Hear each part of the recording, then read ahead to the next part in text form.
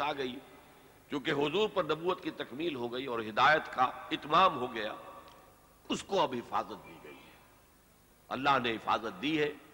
ویسے میں کہا کرتا ہوں کہ ان کتابوں کو یہ حق پہنچتا ہے کہ اللہ کی جناب میں فریاد کریں کہ ہمارے ساتھ سوتیلی بیٹیوں والا سلوک کیوں کیا گیا، ہم بھی تیری کتابیں، قرآن بھی تیری کتاب۔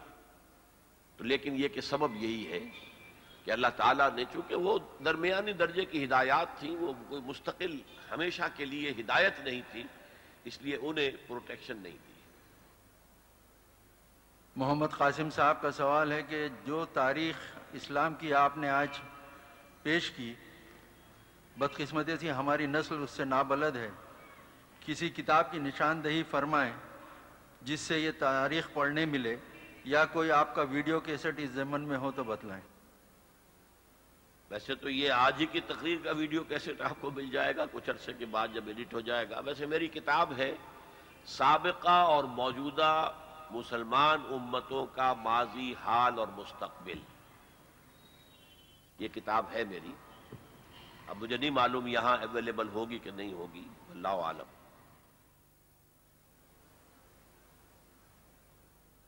ایک خاتون ہیں حمیرہ، آپ سوال کر رہی ہیں کہ الگ الگ علاقوں میں مسلمانوں کی الگ الگ زبانیں ہیں، کیا یہ چیز مسلمانوں کے اتحاد میں رکاوٹ کا باعث بنتی ہیں؟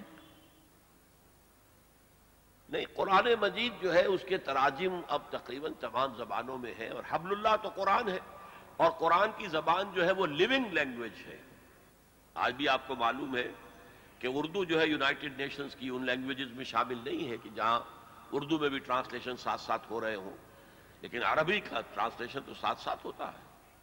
بہت واسٹ ایریا ہے ہمارے گلوب کا جس کے میں وہ لوگ بستے ہیں جن کی زبان عربی ہے، تو عربی کو آسانی سے سیکھا جا سکتا ہے، اٹس اے لیونگ لینگویج۔ یہ ہیبریو اور سنسکرت کی طرح نہیں ہے کہ وہ ڈیڈ ہو چکی تھی، انہیں دوبارہ ریوائیو کیا گیا ہے، نہیں، یہ تو ہمیشہ سے ایک زندہ زبان ہے، سیکھیں۔ مبین پٹواری صاحب ہیں، وہ کہتے ہیں کہ سوسائڈ بامب کیا جائز ہے؟ اگر جائز ہے تو کن حالات میں، اور اگر جائز نہیں ہے تو ایسا مسلمان جس کے پاس پتھر کے علاوہ اور کچھ بھی نہ ہو، اپنی جان اور اپنی عزت اور اپنے ایمان کو بچانے کے لیے، تو ایسی صورت میں کیا یہ صحیح طریقہ ہے؟ اس پر مہربانی کر کے روشنی ڈالیں۔ دیکھیے، جائز اور ناجائز کا تو فتویٰ میں نہیں دے سکتا، یہ مفتیان کرام کا کام ہے۔ فلسطین کی حد تک جو علماء اور مفتیان الازہر ہیں انہوں نے جواز کا فتویٰ دیا ہے کہ چونکہ ان کے پاس اب کوئی راستہ اور کھلا رہا ہی نہیں ہے، تو گویا کہ تنگ آمد بجنگ آمد جو ہے اس کے طور پر ان کے لیے یہ راستہ جائز ہے، لیکن میں اس میں کوئی حتمی بات نہیں کہہ سکتا۔ ایک سوال ہے، تاتاریوں کے دور میں جو مسلمان اپنی بدعمالی کے سبب مارے گئے، کیا وہ شہید مانے جائیں گے؟ اللہ بہتر جانتا ہے، اسی کے ہاں معاملے ہونے ہیں، ہم خام خواہ فتوے لگائیں کہ وہ شہید تھے یا نہیں تھے، ہمارے فتووں کی کیا حیثیت ہے؟ انہی کا دوسرا سوال ہے کہ 1948 میں یہودیوں کی سلطنت یعنی اسرائیل کس ملک کا حصہ تھی؟ یہ فلسطین جو تھا، پیلسٹائن، کہ جو لیگ آف نیشنز ہوتی تھی مرحومہ، اس نے اس کو دے دیا تھا برٹش مینڈیٹ میں کہ برٹش جو ہیں یہ اس کے ذمہ دار اور نگران ہوں گے۔ تو یہ فلسطین ایک ملک تھا، اور اس فلسطین میں پھر برٹشرز ہی نے وہ بالفور ڈکلریشن، جو وزیر خارجہ تھا انگلستان کا بالفور، اسی نے پھر ان کو حق دیا کہ تم یہاں آباد بھی ہو سکتے ہو، جائیداد خرید سکتے ہو۔ ورنہ جب عیسائیوں نے ہینڈ اوور کیا تھا بغیر لڑے بھیڑے حضرت عمر کو یروشلم، اس وقت جو معاہدہ کیا تھا اس میں یہ طے کرا لیا تھا کہ آپ یہاں یہودیوں کو آباد ہونے کی اجازت نہیں دیں گے۔ اس وقت تک عیسائیوں اور یہودیوں میں بہت دشمنی تھی۔ دیکھیے، یہی وجہ ہے قرآن مجید میں بظاہر ایک تضاد ہے۔ ایک جگہ تو یہ فرمایا ہے کہ تم دیکھو گے کہ مسلمانوں کے بدترین دشمن یہودی ہیں اور مشرکین ہیں، اور مسلمانوں کے بہترین دوست عیسائی ہیں۔ ایک دوسری جگہ پر فرمایا کہ اے اہل ایمان یہود اور نصارہ کو اپنا دوست مت بناؤ، بعضهم اولیاء بعض۔ اب اس میں بظاہر تضاد ہے، میں نے اسے ریزالو کیا ہے، اور میں نے بعض ہندوستان کے پرچوں میں دیکھا کہ انہوں نے میری رائے کو پسند کیا، کہ ایک تھی پوزیشن اس وقت کی، عیسائی اس وقت اسلام کے خلاف اس طرح نہیں کھڑے ہوئے جیسے یہودی کھڑے ہو گئے تھے۔ ہرقل اسلام لانے کو تیار تھا، اسی طرح جیسے کانسٹنٹائن جو ہے 200 برس پہلے وہ ایمان لے آیا تھا کرسچینٹی پر اور پوری جو ہے امپائر کرسچن ہو گئی، ایسے ہی ہیرقلیس یہ چاہتا تھا کہ میں مسلمان ہو جاؤں اور پوری مملکت بھی مسلمان ہو جائے تاکہ میری سلطنت قائم رہے، لیکن وہ نہیں ہو سکا تو وہ رہ گیا۔ اسی طرح حضور نے جو خط بھیجے اس میں جو مقوقس تھا پیٹریارک آف الیگزینڈریا، اس نے بڑا اکرام کیا حضور کے سفیر کا، تحفے بھیجے۔ حضرت ماریہ قبطیہ انہی کی بھیجی ہوئی تھی جن کے بطن سے حضرت ابراہیم کی ولادت ہوئی ہے، گھوڑا بھیجا حضور کے لیے، تحفہ دیا۔ اور سب سے بڑی بات یہ نجاشی نے پناہ دی، عیسائی تھے پھر مسلمان ہو گئے لیکن پناہ دی ہے۔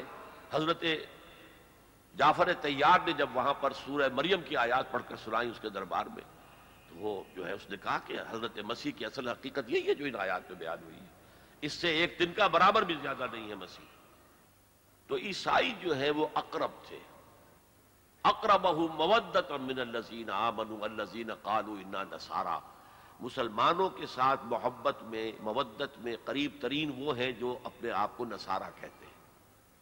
لیکن یہ اس وقت کی صورت تھی، اب جو ہے یہودیوں نے کیپچر کر لیا ہے کرسچینٹی کو، وہ ایک لمبی داستان ہے، پھر اس کے یہاں امکان نہیں ہے کہ میں پوری سٹوری بیان کروں، ہاؤ دے اچیو دس گول۔ تو اب در حقیقت وہ مل کر ایک امت بن چکے ہیں۔ البتہ ان میں جو اختلافات ہیں، عیسائی، کیتھولک عیسائی اور پروٹیسٹنٹ عیسائی، پروٹیسٹنٹ عیسائی یہ یہودیوں کی سلطنت کی سپورٹ کر رہے ہیں، اور وہ میں آپ کو 4-5 نکاتی ایجنڈا بتا چکا ہوں، لیکن ان کا یہ کہنا ہے، یہ میں نہیں جانتا لیکن ان کا کہنا ہے پروٹیسٹنٹس کا، کہ یہ جو یورپین یونین قائم ہو رہی ہے، یہ شیطان پوپ، وہ شیطان کہتے ہیں پوپ کو، یہ شیطان پوپ جو ہے ریوائیو کر رہا ہے اولڈ ہولی رومن امپائر، اور اس کے بعد یہ لاسٹ کروسیڈ کی تیاری ہوگی اور فلسطین کو فتح کیا جائے گا اور وہاں پر ایک کیتھولک حکومت قائم کی جائے گی۔ یہ گویا کہ ان کے کہنے کے مطابق کیتھولک، چونکہ جو یورپ کے جو سینٹرل ممالک ہیں وہ سب کے سب کیتھولک اکثریت پر مشتمل ہیں، یہ تو یورپ سے باہر بیٹھا ہوا ہے انگلستان جو ہے جو کہ پروٹیسٹنٹ ہے، تو یورپ کا حصہ ہے بھی نہیں بھی ہے، وہ علیحدہ بھی ہے جزیرے کے طور پر۔ تو پروٹیسٹنٹس جو ہیں وہ بالکل اعلی کار ہے، ویسے عام عیسائی بھی اب ان کو تسلیم کر چکے ہیں۔ جزاک اللہ ڈاکٹر صاحب، سب سے پہلے میں اللہ بارہ تعالیٰ کا شکر ادا کرتا ہوں جس کے فضل و کرم سے ہمیں یہ موقع فراہم ہوا کہ ہم سب یہاں جمع ہوتے اور ڈاکٹر صاحب کی صحبت میں ایک زبردست تقریر سنتے۔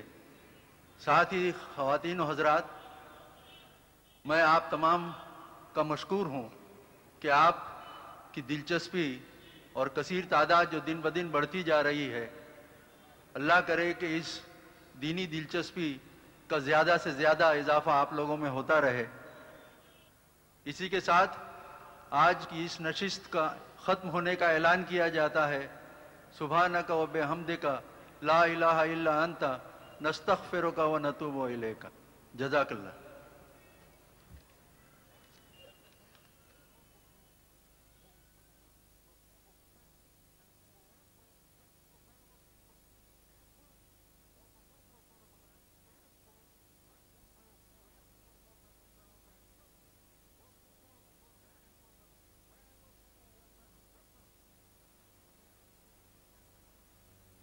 Down the ages past, Allah sent